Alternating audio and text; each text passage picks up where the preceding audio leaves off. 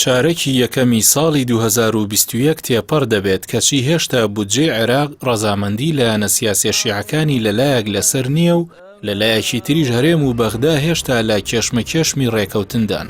درنگانێکی ڕۆژی چوارشەمەی ڕابردوو میدیاکانی پارتی و یەکێتی با شێوەیەکی فراوان هەواڵی ڕێکەوتنی شاندی حکومەتی هەرێم و لیژنەی دارایی پەرلەمانی عێراقیان بڵاو کردەوە، کەچی دوای چەند کاتژمێرێک ڕێکەوتنەکە جێبەجێ نەکرا و دووبارە کێشەی بۆ دروست کرایەوە.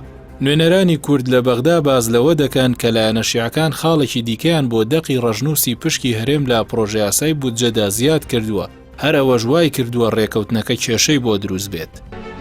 ئەوەی جێگەی سەرنجە حکومەتی عێراق و حکومەتی هەرێمی کوردستان ئارەزووی ئەوە ناکەن ڕێکەوتنێک لە نێوانیاندا بێتە ئاراوە تاوەکو دۆخەکە بەو شێوەی کە هەیە بەردەوام بێت.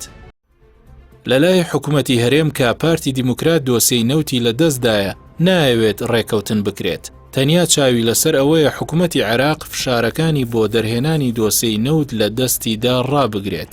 بەو پێی ئێستا نرخی نەوت لەسەر و 64 دۆلارەوە مامەڵی پێوە دەکرێت، ناو بەناویش نرخەکەی 70 دۆلار تێدەپەڕێنێت. ئەوەش بەو مانایە دێت پارێکی زۆرتر دێتەوە دەستیان. هەرچی حکومەتی عێراقیشە هیچ میکانیزمێکی گونجاو نادۆزێتەوە تا نەوتی هەرێم کۆنتڕۆڵ بکات، با تایبەت لە ئێستادا بەو پێیە هیچ بۆریەکی نەوتی نییە تا بتوانێت نەوتەکە بگوازێتەوە ناو بەندەرەکانی خۆی لەوێوە هەناردەی بازاڕی بکات. ئێستا قسە لەسەر ئەوە هەیە ڕێکەوتنێکی ژێربەژێر لە نێوان پارتی و بەشێک لە لایەنە سیاسیەکانی عێراق کراوە تا چاو لە دۆسیەی نەوتی هەرێم بپۆشن. هەرەوە ژوای کردووە لایەنە شیعەکان لە داواکاری کۆنتڕۆڵکردنی تەواتی دۆسیەی نەوتی هەرێم نەرمی بنوێنن. بەڵام لەم نێوانەدا موچەخۆران و هاوڵاتیانی هەرێمی کوردستان باجەکەی دەدەن.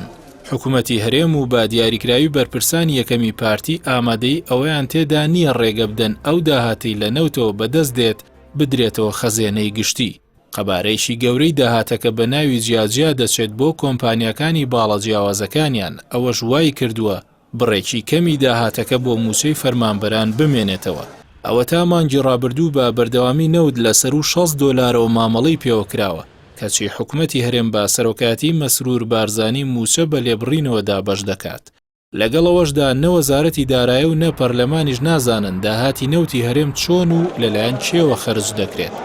هەر بۆیە پارتی ئامادەی ئەوەی تێدا نییە ڕێکەوتن لەگەڵ بەغدا واژۆ بکات تا سەرچاوی داهاتە زۆرەکەی لا نەوتی هەرێمەوە کورت نەهێنێت.